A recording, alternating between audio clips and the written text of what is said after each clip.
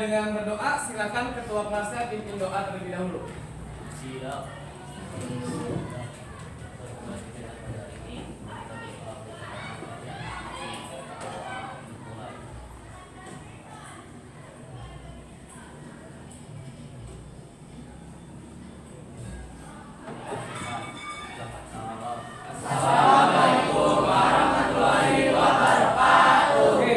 Bismillahirrahmanirrahim. Waalaikumsalam warahmatullahi wabarakatuh. Selamat pagi semua. Pagi, luar biasa.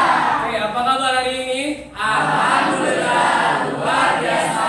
Allahu Akbar. Sehat ya semuanya ya. Baik, sebelum memulai kegiatan hari ini, saya akan mengabsensi terlebih dahulu kehadiran kalian.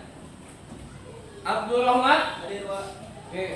Ahmad Fauzi, Alfa, Anggun, Anindya, Aulia. Baik, sebelum saya masuk ke materi hari ini, saya ingin mengulas kembali materi minggu lalu. Kira-kira kalian masih hafal nggak? Ya, minggu lalu kan kita praktik dengan hitungan, ya, dengan ketukan dan sebagainya. Kira-kira agenda minggu lalu itu masih ada yang ingat atau tidak? Siapa yang ingin merefleksi pertemuan minggu lalu? Ya, Zahra, silakan. Kemarin kita melakukan prosedur merangkai gerak tadi. Yang pertama kita melakukan eksplorasi gerak, yaitu mencari gerak dari kehidupan sehari-hari. Terus setelah melakukan eksplorasi gerak, kita melakukan improvisasi dari gerak yang sudah kita lakukan. Kemudian kita melakukan evaluasi, yaitu berdiskusi bersama teman kelompok untuk mengambil tarian yang sudah kita lakukan. Oke, mencari gerakan yang sudah kalian temukan. Lalu, Kemudian terakhir kita mengkomposisikan. tujuan pembelajaran kita hari ini, ya, dimana setelah melihat materi hari ini, ya, kita melanjutkan apa yang sudah kita lakukan di minggu lalu, yaitu setelah melihat PowerPoint, kalian dapat menganalisis gerak tarik kreasi berdasarkan fungsi, kemudian bentuk, jenis, iringan, dan nilai estetis seperti yang tadi dijelaskan oleh Fauzi. Ya, baik. Selanjutnya, setelah melihat pertemuan hari ini, materi hari ini, kalian dapat menganalisis gerak tarik kreasi berdasarkan nilai estetis dan iringannya. Kalau minggu lalu masih dengan ketukan, dengan hitungan, sekarang dengan iringan. Iringan apa? Iringan yang kalian temukan untuk tarian kalian nanti. Ini untuk materi hari ini, mengenai fungsi, bentuk, dan jenis, nilai estetis tari, dan terakhir berkarya tari kreasi berdasarkan iringan. Ya. Yang pertama, fungsi tari. Ya. Saya mengambil satu tokoh tari yang sudah cukup terkenal, yaitu Jazuli. Ya. Dalam bukunya tahun 1994 halaman 43, di mana Jazuli menggolongkan fungsi tari menjadi 4 bagian. Yang pertama yaitu sebagai upacara, yang kedua sebagai hiburan, kemudian sebagai pertunjukan, dan yang terakhir sebagai media pembelajaran. Yang pertama, fungsi tari sebagai upacara. Saya minta tolong dibacakan, Iren, fungsi tari sebagai media upacara. Silakan.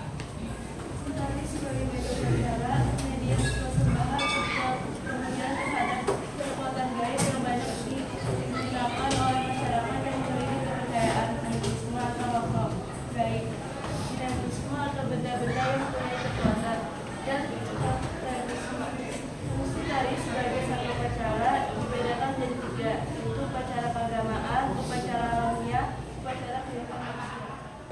Nah, fungsi upacara dibagi lagi jadi 3. Yang pertama sebagai fungsi upacara keagamaan, kemudian ada upacara alamiah, dan terakhir upacara kehidupan manusia.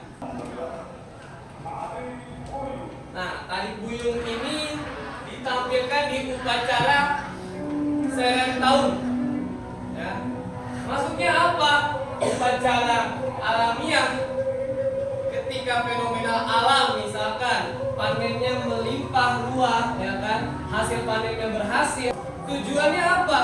Nah, dari tujuan mereka melakukan upacara seperti ini, ada rasa wujud syukurnya.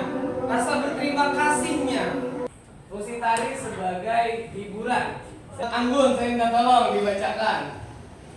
Fungsi tari sebagai hiburan, tari yang disajikan dititik beratkan bukan pada keindahan geraknya, melainkan pada segi hiburan. Dimaksudkan untuk memeriahkan atau merayakan suatu pertemuan. Oke, biasanya tarian ini ditampilkan untuk menghibur. Yang menghibur siapa? Para tamu, penonton dan sebagainya. Oke, baik, tari Bajinor Kahok ini merupakan tarian perkembangan tari Jaipong, ya. Di mana tarian ini biasanya ditampilkan ketika ada acara-acara penyambutan tamu, ya, festival dan sebagainya. Kalau tadi untuk hiburan, ini yang berikutnya sebagai tontonan. Oh, bedanya apa hiburan dan tontonan? Baik, ini saya bacakan. Tari pertunjukan adalah tari ini disajikan untuk memperoleh tanggapan atau apresiasi dari si penontonnya. Biasanya lebih terkonsep, ya. Biasanya ditampilkan di gedung-gedung atau pertunjukan atau di tempat panggung prosenium, ya, di mana ada jarak antara penonton dengan penari, ya. Biasanya penampilannya lebih terkonsep, lebih dititik beratkan ke apa ya? Hasil dari pertunjukan tersebut. Kemudian bertujuan untuk memberikan pengalaman estetis kepada penontonnya. Contohnya, ini ada satu tarian yang dimana ditampilkan ketika pertunjukan folklore festival juga sama, ya. Dimana penonton resmi, ya, mereka nanti akan berapresiasi, memberikan tanggapan, ya, memberikan komentar, kritik dan sebagainya. Seperti ini biasanya tampilnya di atas panggung prosenium. Karena dari yang tadi sebagai hiburan, upacara, tontonan, itu sudah bisa menjadi media pendidikan buat kalian. Karena fungsi tari menurut pendidikan adalah tari sebagai media pendidikan, yaitu tari yang bersifat mengembangkan kepekaan estetis melalui kegiatan berapresiasi dan pengalaman berkarya kreatif. Ada bentuk dan jenis tari. Bentuk dan jenis tari dibagi menjadi 3, ya. Yang pertama ada tari rakyat, kedua ada tari klasik, dan terakhir ada tari kreasi baru. Tari rakyat, tari yang berkembang di lingkungan masyarakat lokal, berkembang di masyarakat setempat. Misalkan ya di Kalimantan, dari Kalimantan ya berkembang tarian tersebut di Kalimantan, di Jawa tarian tersebut berkembang di Jawa, ya. Kemudian hidup dan berkembang secara turun-temurun. Contohnya ada tari hudok, ya, yang berasal dari Kalimantan, tari tayub, tari gantar dan sebagainya. Berikutnya ada tari klasik. Tari yang berkembang di keraton atau di istana atau di kerajaan, memiliki pakem-pakem tertentu dan nilai estetis yang tinggi, ya. Dari gerakannya baku, ya. Ada nilai-nilai estetisnya, ada nilai-nilai keindahannya dari gerakan tersebut, ya. Tidak bisa dikembangkan begitu saja. Kemudian contohnya seperti tari bedaya, tari gambyong dan sebagainya. Kalau di Sunda ada tari kandagan, ya. Kalau di Jakarta ada tari topeng tunggal, ya, di mana gerakannya sudah ada urutannya, pakem-pakemnya. Kamu membawakannya sesuai dengan tarian tersebut. Bahkan ada tarian tersebut yang memiliki ritual, ya, sebelum ditampilkan. Yang terakhir tari kreasi baru, di mana tari kreasi baru yang dikembangkan sesuai dengan perkembangan zaman. Namun pada dasarnya tidak menghilangkan nilai-nilai tradisi itu sendiri.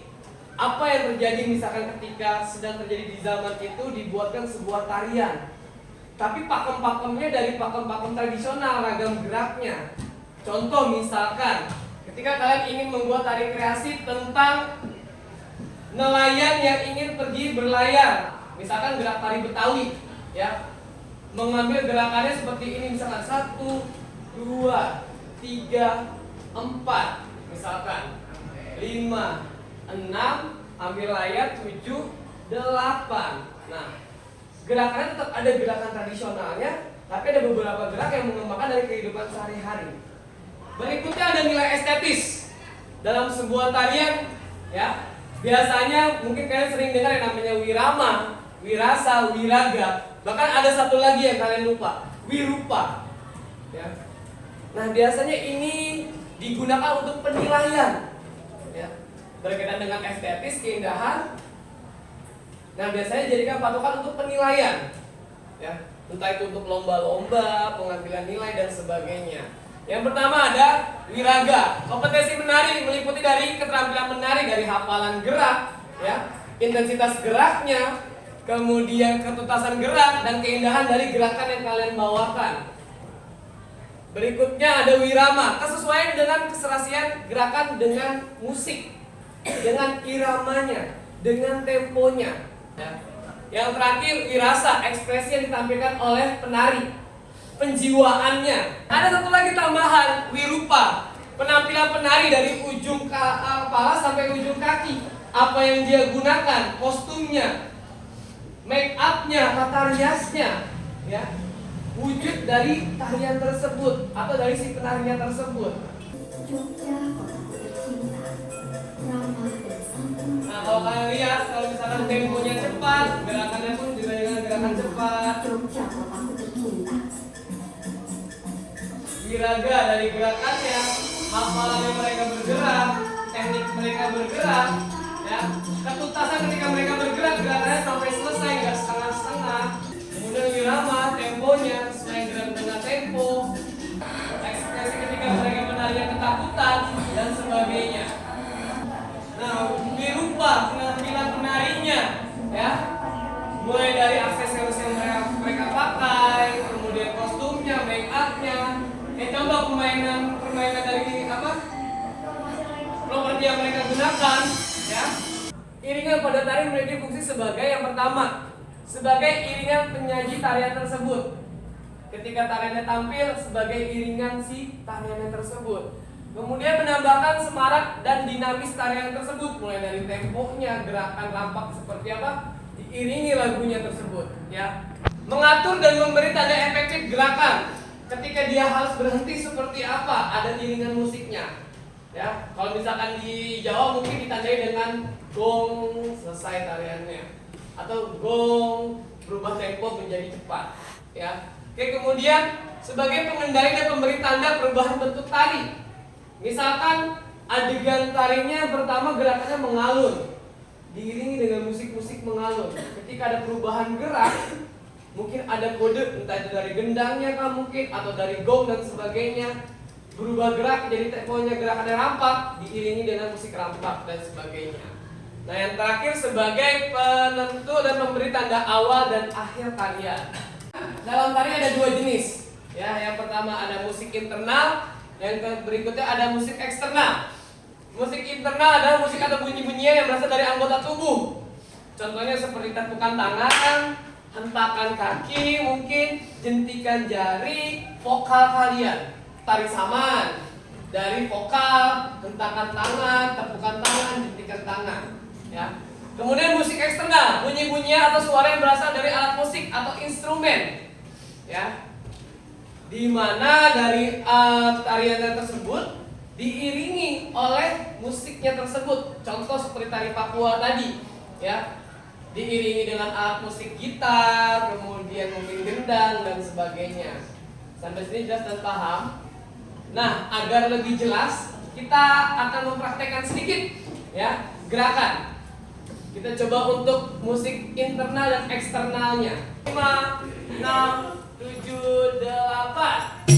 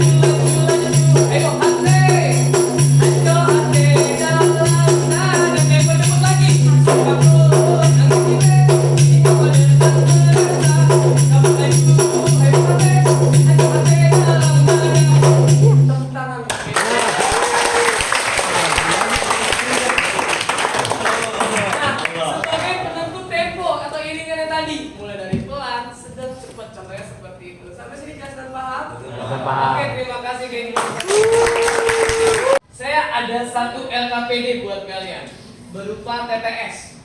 You tried to break me down, but that's all I need.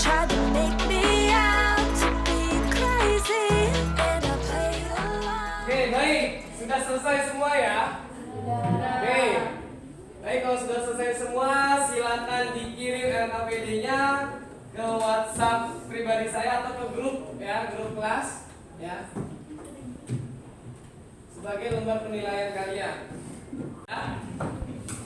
Siapa yang ingin mengevaluasi atau merefleksi pembelajaran hari ini? Silakan. Oke, Nilu, silakan Nilu. Dari tadi materi yang disampaikan kita tuh kayak belajar fungsi tari, terus bentuk jenis tari, nilai estetis tari, terus sama berdasarkan tari apa iringan. Ya. Nah, fungsi tari itu kan ada 4. Yang pertama itu ada upacara yang sebagai buat media penyembahan atau pemujaan kayak. Nah, upacara sendiri itu dibagi 3, ada keagamaan, alamiah, kehidupan manusia. Terus yang kedua itu ada hiburan. Hiburan itu kayak untuk memeriahkan sesuatu atau merayakan suatu pertemuan. Terus yang ketiga ada pertunjukan. Nah itu kayak tari yang disajikan untuk memperoleh tanggapan atau apresiasi. Yang keempat itu ada sebagai pendidikan, itu kayak media pembelajaran kayak sekarang. Nah yang lalu ada bentuk dan jenis tari, yang ada tari rakyat, tari klasik, dan tari kreasi baru. Lalu ada nilai estetis, ada wiraga, wirasa, wirama, wirupa, ya, good. Nah, di situ yang terakhir ada iringan. Iringan musik kan itu ada 2, ada internal sama eksternal. Internal itu kayak dari tangan, dari suara kita. Kalau eksternal itu kayak ada tambahan-tambahan akustik kayak di luar tubuh kita gitu. Oke, tepuk tangan buat Nilu. Baik, seperti yang disampaikan Nilu tadi, ya pembelajaran hari ini mengenai tentang fungsi, kemudian bentuk jenisnya, kemudian nilai estetisnya serta iringannya.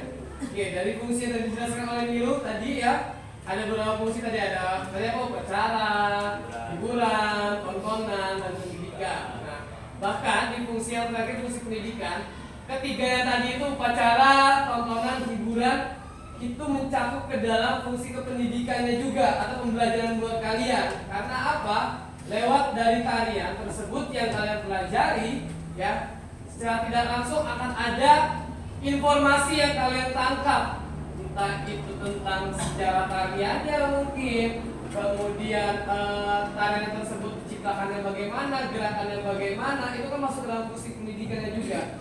Bahkan mengajarkan kita untuk menghargai dan melestarikan tarian tersebut. Jadi nanti ketika kalian menarikannya, kemudian kalian mengembangkannya, secara tidak langsung kalian sudah mengapresiasi tarian tersebut atau membuat atau mengembangkan tarian tersebut. Sampai sini jelas dan paham? Oke, baik. Terima kasih untuk pertemuan hari ini. Untuk mengakhirinya, silakan ketua kelas bisa memimpin doa, ya. Silakan. Siap. Untuk mengakhiri kegiatan pada hari ini, mari kita berdoa kepada kita masing-masing. Doa mulai.